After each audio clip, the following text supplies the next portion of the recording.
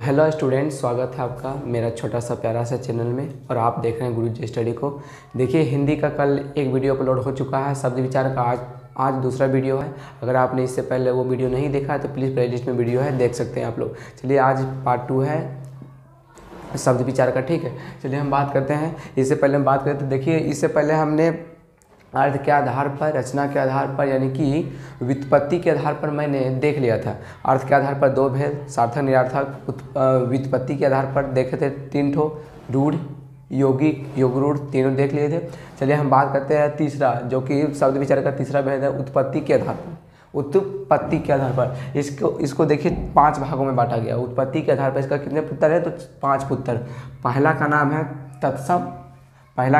तत्सम, दूसरा का नाम तद्भव, तीसरा का नाम देशज, और चौथा का नाम विदेशज, और 5वां का नाम वर्णसंकर।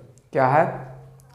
अर्थ उत्पत्ति के आधार पर शब्द को कितने भागों में बटा, आपसे पूछेगा बिहार बोर्ड में, यानी क्वेश्चन पूछता है कि उत्पत्ति के आधार पर, या अर्थ के आधार पर, या रूपांतरण के आधार पर, या व्युत्पत्ति के आधार पर, या रचना के आधार पर भी जैसे कि पूछता है।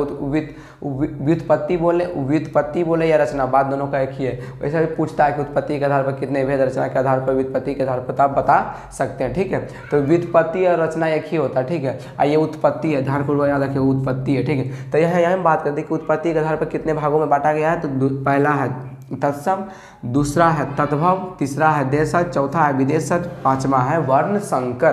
तो देखिए, क्वेश्चन में अधिकतर बिहार बोर्ड में क्या पूछता है पता है, ज़्यादा करके ये दोनों क्वेश्चन बहुत मात्रा में सबसे ज़्यादा पूछता है देशज विदेशज। बोलिए इनमें से कौन देशज शब्द है, बोलिए इनमें से कौन विदेशज शब्द है, बोलिए नहीं बल्कि बताइए, वही बोले। ज़्यादा करके ये दोनों क्वेश्चन, ये दोनों है देशज और सॉरी देशज नहीं, तत्सम और तद्भव है। सॉरी, देशज विदेशज तो यहाँ है, तो तत्सम और तद्भव ये दोनों से क्वेश्चन सबसे ज़्यादा पूछता है। सबसे ज़्यादा मतलब पूछ रहे हैं कि जैसे कि इसमें अगर बात करें तो तत्सम और तद्भव से सबसे ज़्यादा क्वेश्चन पूछता है। अगर बात करें इस लेवल पे, तो ज़्यादा करके उत्पत्ति के आधार पर 5 भागों में बांटे, जिसमें कि तत्सम और तद्भव में क्वेश्चन ज़्यादा पूछता है। अब बात रहा देशज और विदेशज, तो विदेशज कभी 1-2 क्वेश्चन पूछता है, देशज विदेशज, और वर्ण संकर से 1-2 क्वेश्चन पूछता है। लेकिन ज़्यादा करके देशज विदेशज 2-3 वर्ण, यानी 2-3 मार्क्स के लिए पूछ देता है, ठीक है। तो उत्पत्ति के आधार पर कितने भागों में बांटे, उत्पत्ति के आधार पर 5 भागों में देख लिए कि तत्सम तद्भव देशज विदेशज वर्ण संकर, तत्सम तद्भव देशज विदेशज वर्ण संकर। चलिए हम इसे आगे बात करते हैं, ठीक है। चलिए देखिए, इससे हम आगे बात करते हैं। क्या है, देख लिए तो उत्पत्ति के आधार पर कितने 5 भागों में, तत्सम तद्भव देशज विदेशज वर्ण संकर। सबसे पहले तत्सम और तद्भव देख लेते हैं, क्योंकि ज़्यादा क्वेश्चन पूछा है। सबके बात करेंगे, हम डीपली पढ़ा ही रहे हैं, तो तत्सम और तद्भव का बात करते हैं। सबसे पहले क्या करेंगे, तत्सम और तद्भव, इसके बाद देशज विदेशज वर्ण संकर आगे बात करते हैं। तो देखिए, तत्सम का बात करें, तत्सम को अगर तोड़े, तत् धन सम, तत्सम को तोड़े तत् धन सम। देखिए, तत्सम मतलब क्या, उसके जैसा, समझे। तत् मतलब उसके, सम मतलब जैसा, समझे। उसके जैसा, किसके जैसा, यहाँ सवाल है। तत् मतलब उसके, सम मतलब जैसा, किसके जैसा, क्वेश्चन तो है किसके जैसा, तो संस्कृत के जैसा। संस्कृत के जैसा कैसे, तत् मतलब उसके, सम मतलब जैसा, मतलब कि उसके जैसा, तो किसके जैसा, तो संस्कृत के जैसा। बोले कि ये क्या पढ़ा रहा है, हमको समझ में नहीं आ रहा है। तो देखिए, आपको अब समझ में आएगा, जब एग्जाम्पल देंगे तो आपको अच्छे से समझ आ जाएगा, ठीक है। तो देखिए, तत् को अगर तोड़े, जैसे कि तत् मतलब तत्सम को तोड़े तो तत् धन सम, जिसमें कि तत् का मतलब उसके, सम मतलब जैसा, और इसका परफेक्ट अर्थ संस्कृत, यानी कि किसी भी शब्द में अगर संस्कृत शब्द रहे, संस्कृत जैसे कि कर्मशा, विद्यालय, संस्कृत का जो अर्थ लगा होता है उसे हम क्या कहेंगे, तत्सम। आपको देखिए ऐसे समझ नहीं आया तो देखिए हम बात करते हैं, आपको कैसे देखिए समझ में आए। देखिए हम बात करते हैं, अगर हम आपको एक ट्रिक बताते हैं। क्या बता रहे हैं, ट्रिक, क्योंकि ट्रिक की शानदार है, खास ट्रिक है ना, बेहतरीन ट्रिक है। अगर इस ट्रिक पर आप तत्सम को अगर मानिएगा तो एक भी क्वेश्चन आपको वादा है कि हम प्रॉमिस करते हैं कि एक भी क्वेश्चन नहीं छूटेगा। तत्सम का भी बात करते हैं, एक भी क्वेश्चन आपसे नहीं छूटेगा। देखिए बेहतरीन ट्रिक है, अगर किसी भी शब्द में छो, त्रो, क्यों, री, ठीक, री और हलंत ऐसे जानते हैं। ये जैसे कि देखिए अगर मान लीजिए ऐसे लिखा होता, नहीं लिखा होता तो आप जानते होंगे, जैसे कि मान लीजिए कि कर्म लिखें तो ये ऊपर वाला, और देखिए क्या अनुस्वर जो ऊपर लिखा था ये, और साथ साथ क्या तालम सो, मूर्धन सो, और अगर बात करें तो देखिए इस तरह भी होता है क्री, क्री रहता है, और ऐसे हलंत भी रहता है। तो ये सब अगर देखिए लगा हो किसी भी शब्द में, अगर ये सब लगा, साथ साथ क्या संस्कृत, साथ साथ क्या संस्कृत का अगर लगा हो तो क्या होगा तत्सम। क्या लगाइएगा तत्सम। देखिए एग्जाम्पल की बात करते हैं। एग्जाम्पल देखिए अगर लिख दे आपको दे दे क्या जानते हैं, देखिए रात्रि, अगर पूछ दे आपसे कि रात्रि कौन सा शब्द है, रात्रि कौन सा शब्द है, तो देखिए हमको पता है कि रूल में हमने बताए थे, देखिए त्रो, तो त्रो कौन सा होगा तत्सम। अगर मान लीजिए पूछ दे कुछ दूसरा, मान लीजिए विद्यालय, विद्यालय, विद्यालय, अगर देखिए पूछ दे विद्यालय तो कौन सा होगा तत्सम, क्योंकि देखिए विसर्ग लगा है, संस्कृत का शब्द है कि नहीं। अगर पूछ दे क्या कि अगर पूछ दे गांव तो ये क्या तत्सम हो सकता है, नहीं हो सकता। क्यों, देखिए ये रूल है, अनुस्वर इसमें है, अनुस्वर तो है, चंद्र बिंदु इसमें है, तत्सम नहीं होगा। ये इसका एग्जांपल, ये किसका हो जाएगा इसका। अब बोलिएगा पहले ही बता दीजिए इसके बाद बताएंगे, देखिए हम बता रहे हैं गाँव, तो ये हो सकता है, बिल्कुल नहीं हो सकता है। अगर और दूसरा एग्जांपल लीजिए, जैसे कि लेते हैं और हम एक तरफी करते हैं, इसका एग्जांपल इधर लिख देते हैं, इसका एग्जांपल इधर लिख देते हैं, ठीक है। इसका एक देखिए और भी हो सकता है क्या, मान लीजिए होलिका, होलिका, देखिए होलिका में क्या विसर्ग लगा है, तत्सम होगा कि नहीं। लिखते हैं ग्री, लिखते हैं कि नहीं ग्री, ग्री क्या है तत्सम। और भी बात करते हैं नृत्य, नृत्य लिखते हैं तो नृत्य क्या है तत्सम।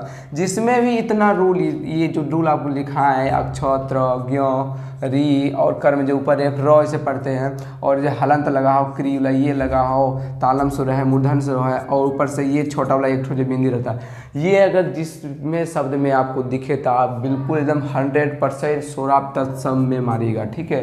मैं वादा करता हूँ कि ये सही होगा, ठीक है। चलिए तो ये क्या होगा, जो भी शब्द में इतना रूल अक्षोत्रों री उपरेप, यानी कि ये जो दिख रहा है, साथ साथ के अनुस्वर तालम सो मूर्धन सो, ये क्री क्री, ये सब अगर संस्कृत का कोई भी यानी कि वर्ण रहे तो किस में लगाइए, कब तत्सम में लगाइए, ठीक है। चलिए हम बात करते हैं तत्भव के बारे में कि तत्भव क्या है। देखिए इसमें क्या है तत्भव, तो तोड़े तत् धन भव, उससे होना, उससे प्लस होना।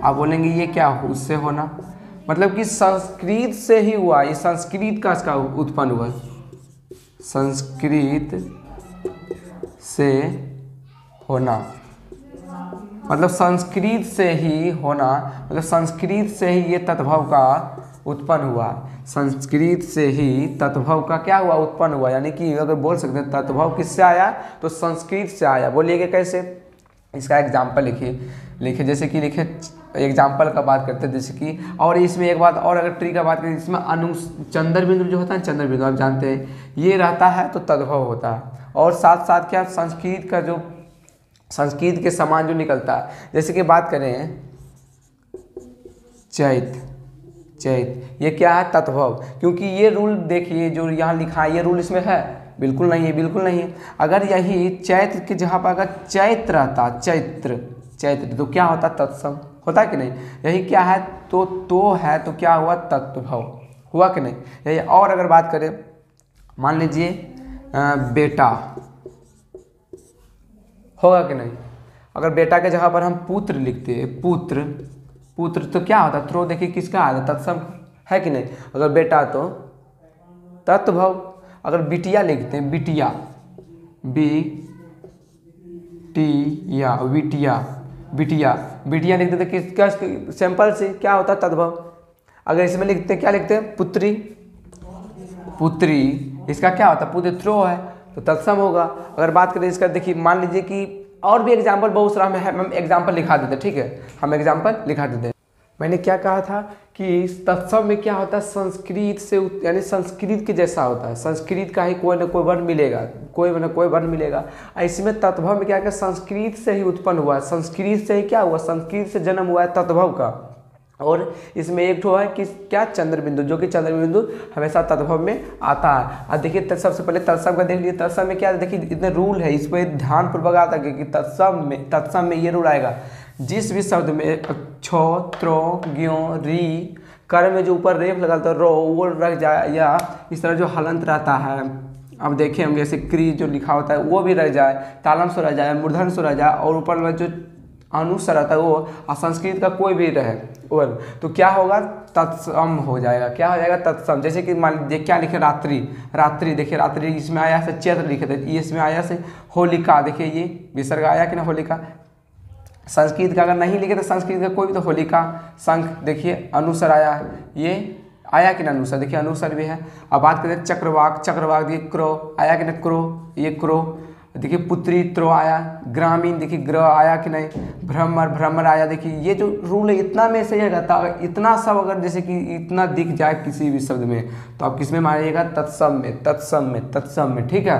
भ्रौ नृत्य देखिए, प्रस्तार, सर्प, कर्पूर, पुरस्तर, पुरस्तर और भी इत्यादि बहुत सारा हो सकता है, समझे, ये नहीं कि और नहीं हो सकता, इत्यादि, ठीक है, बहुत सारा हो सकता है। चलिए बात करते हैं तत्भव के बारे में कि तत्भव क्या है। तत्शब्द देखिए तत्भव का संस्कृत से ही जन्म हुआ, तत्भव का जन्म संस्कृत के जन्म, यानी कि ये जो है शुद्ध ही इसको हम क्या करते हैं अपने भाषा में बोलने का, शब्द को बिगाड़ देते हैं। यहाँ क्या लिखे, रात, देखिए रात्रि लिखे हम, रात्रि संस्कृत का, तो इसे क्या कहते हैं तत्भव में रात, यानी सिंपल से रात।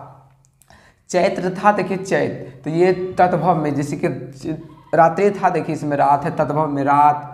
चैत, होलिका था, इसमें होली है सिंपल सी। उसमें क्या था, पुत्री, तो इसमें बिटिया है। वहाँ क्या था, सर्प, तो यहाँ सांप है। वहाँ क्या था, ग्राम, तो यहाँ गांव है। देखिए ये चंद्रबिंदु भी इसमें आ रहा है जो किसी से है, ठीक है। वहाँ क्या था, पुत्र, तो यहाँ क्या है, बेटा। कर्पूर था, देखिए यहाँ कपूर है सिंपल सी। ये देखिए प्रस्तर, प्रस्तर ये पूछा गया है, ध्यानपूर्वक याद रखिएगा, प्रस्तर। तो प्रस्तर क्या होगा, तत्सम, क्योंकि देखिए लगा हुआ। अब पत्थर देखिए इसमें तो कुछ में अलग सिंपल से, तो क्या होगा, तत्भव। तो तत्सम तत्भव कंप्लीट हो गया होगा, ठीक है। चलिए हम इससे आगे बात करते हैं, ठीक है। तो देखिए इससे हम आगे बात करते हैं, दो ठो हो गया है, तत्सम तत्भव, और देखिए आगे देशज है तीसरा, चौथा है विदेशज, एक ठो और है वर्ण संकर, जो कि हम अभी बात करते हैं। पहले इसके आगे, ठीक है, उससे हम बात करते हैं अगले। तो सब पहले है देशज, दूसरा है विदेशज। तो देखिए सबसे पहले बात करें देशज के बारे में। तो देशज में क्या होता है, देशज मतलब क्या, अपना देश का शब्द, अपना देश का, जो कि विदेश का शब्द नहीं है। कबड्डी, कबड्डी विदेश का है, बिल्कुल नहीं। और भी देखिए कुत्ता, कुत्ता है विदेश का, बिल्कुल नहीं।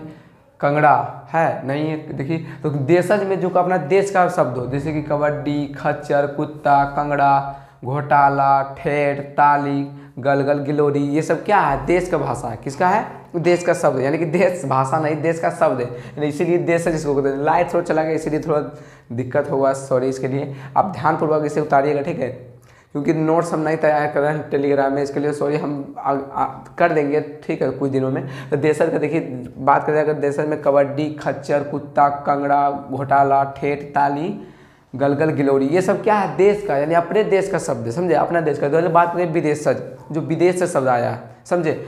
ऑक्सीजन, ऑक्सीजन अपना देश का है, बिल्कुल नहीं, ये विदेश का है। ऑक्सीजन, चॉकलेट, अरबी, फारसी, पुर्तगाली, एल्कोहल, ये सब क्या है, ऑपरेशन, ये सब क्या है, विदेश से शब्द का, क्या है, विदेश। तो आप उतार लीजिए ध्यानपूर्वक, यानी कि कॉपी नोट डाउन कर लीजिए। देशज, दूसरा क्या है, विदेशज, एकदम ध्यानपूर्वक उतार लीजिए। चलिए ठीक है।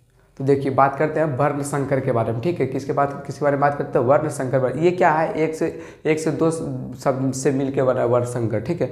वर्ण संकर क्या है, एक से दो शब्द मिलके वर्ण संकर का बना। देखिए क्या बोला है, दो भाषा, क्या दो भाषाओं से बने शब्द को वर्ण संकर, यानी कि एक भाषा नहीं कि दो भाषाओं से मिलकर बने, दो शब्द मिलकर यानी कि लंबा शब्द का निर्माण हुआ।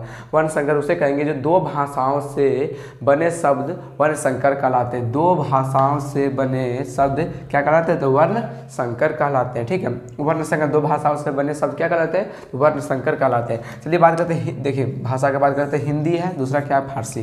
पहला है हिंदी, दूसरा क्या है, फारसी।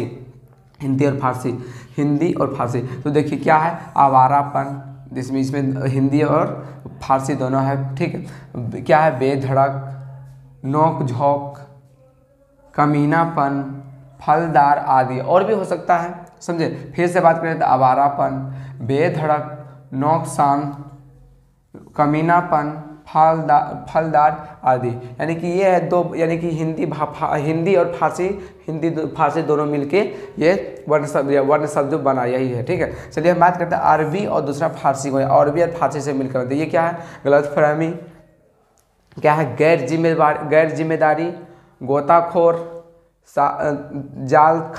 जालखाज, नुकसानदेह, ये सब क्या है, तो ये सभी वर्ण संकर है जो कि अरबी और फारसी से मिलकर बना है। आपको पूछ सकता है कि हिंदी और फारसी से कौन सा शब्द मिलकर बना है, तो आप बताएं।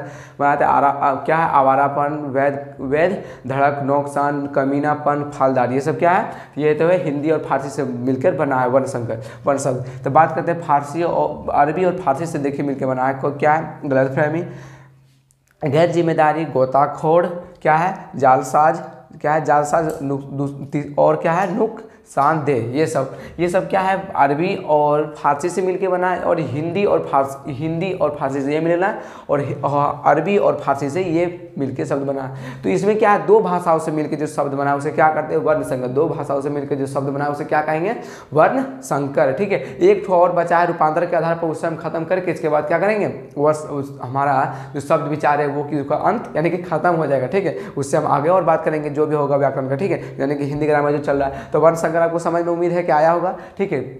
बस आगे बढ़ते हैं इससे। तो इससे आगे देखिए क्या है, रूपांतर के आधार पर हमारा 4 ठो हो चुका, यानी कि हो सका है 3 ठो हो चुका है। बात करते हैं चौथा क्या है, रूपांतर के आधार पर। रूपांतर के आधार पर 2 ठो है, पहला है विकारी, दूसरा अविकारी। पहला क्या है, विकारी, दूसरा क्या है, अविकारी। पहला है विकारी, दूसरा क्या है, अविकारी। देखिए जितना भी हम बता रहे हैं किसका कितना भेद है और कौन, इससे है जैसे कि बहुत लोगों को क्या लगता है, हम देखते हैं अधिकतर स्टूडेंट को क्या लगता है कि हिंदी कुछ ना यार, 1 महीना में तैयारी कर लेंगे, 2 महीना में तैयारी कर लेंगे। हम अगर बोलें तो जितना मैथ आपको हार्ड लगता है, जितना कोई भी विषय एक्स्ट्रा में, साइंस हो, सोशल साइंस हो, संस्कृत हो, इंग्लिश हो, जितना मेहनत उसमें करना पड़ता है उससे कई ज़्यादा इसमें भी मेहनत करना पड़ता है। बिना मेहनत करने के बहुत लोग क्या बोलता है, हम इतना नंबर लाए हिंदी में, तो क्या करता है, अधिकतर तो लोग चोरी करके लिखता है, हम नहीं जानते। अधिकतर स्टूडेंट देखते हैं बस क्वेश्चन आउट हुआ कुछ समय पहले चोरी करके लिखते हैं, ये क्या है, गलत है, ऐसा नहीं करना चाहिए।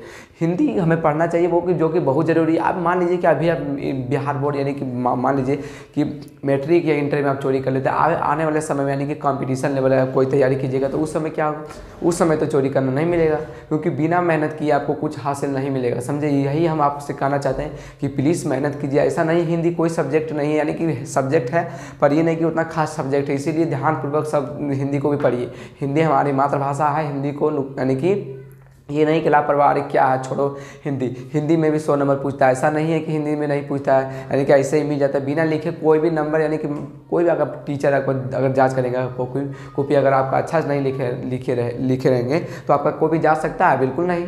इसीलिए आप ध्यानपूर्वक व्याकरण को समझिए, क्योंकि व्याकरण है ना ऐसा है, यानी ग्रामर जो कि है ना भाषा को क्या सही दिशा सही अर्थ में लिखता है।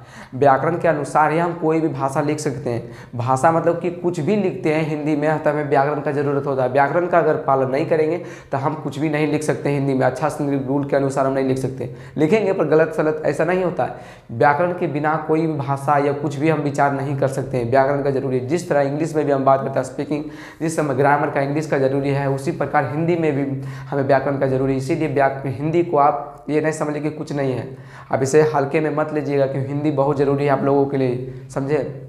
ये नहीं कि बस कुछ नहीं है, थोड़ा सा क्या करेंगे, थोड़ा सा 1 से 1.5 महीना में हम तैयारी करेंगे, ऐसा नहीं होता है। ध्यानपूर्वक हिंदी को भी पढ़ना, ठीक है। इसीलिए आपसे बस यही कहा जा रहा है कि पढ़िए ध्यानपूर्वक, हिंदी को भी आप हल्के में मत लीजिए, क्योंकि ये भी कड़ा है, ऐसा नहीं है कि ये बहुत हल्का है, बहुत आसानी से। बस मज़ा से ध्यान से पूर्वक पढ़िए, बस आराम से। एक बार में वीडियो नहीं आता समझ में तो दूसरा बार देखिए, दूसरा नहीं तीसरा बार, कैसे नहीं आएगा समझ में, कैसे आएगा तो आएगा।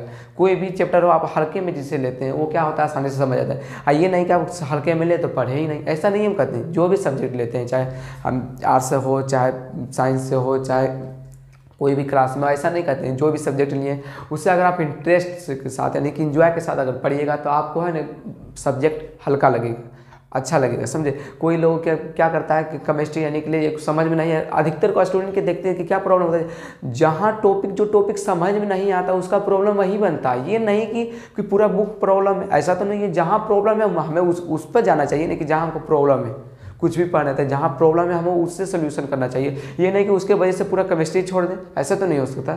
यही हम आपसे कहना चाहते हैं कि जो प्रॉब्लम है उसका हल कीजिए। ये नहीं कि जो माने कि जहाँ प्रॉब्लम है उससे नहीं देख के बल्कि पूरा किताबें छोड़ देता है, हमको नहीं समझ में आता यार, हार्ड लगता है। जिससे आप हार्ड समझिएगा वो और भी हार्ड लगता है, समझे। यही हम बोलना चाहते हैं कि आप लोग कोई भी विषय पढ़ते हैं आप इंटरेस्ट के साथ पढ़िए, ध्यानपूर्वक पढ़िए और मज़े से पढ़िए, सब सब्जेक्ट आपको समझ में आएगा। तो देखिए रूपांतर के आधार पर हम देख रहे थे शब्द विचार का, यानी कि चौथा भेद है, जो कि क्या बोला, शब्द विचार का चौथा भेद है। क्या रूपांतर के आधार पर इसे हम दो भागों में बांटे हैं, विकारी और अविकारी। तो विकारी क्या होता है, जो संज्ञा क्रिया सर्वनाम के अनुसार क्या होता है उस पर प्रभाव पड़ता है, उसके प्रभाव पड़ता है, यानी कि उसके अनुसार बदलता है, उसे क्या कहते हैं विकारी। जिससे उसके अनुसार नहीं बदलता उसे क्या कहते हैं अविकारी। जो कि संज्ञा के अनुसार बदल जाए, सर्वनाम के अनुसार बदल जाए, विशेषण के अनुसार बदल जाए, क्रिया के अनुसार बदल जाए, उसे क्या कहेंगे विकारी। और जो नहीं बदल सकता उसे क्या कहेंगे अविकारी।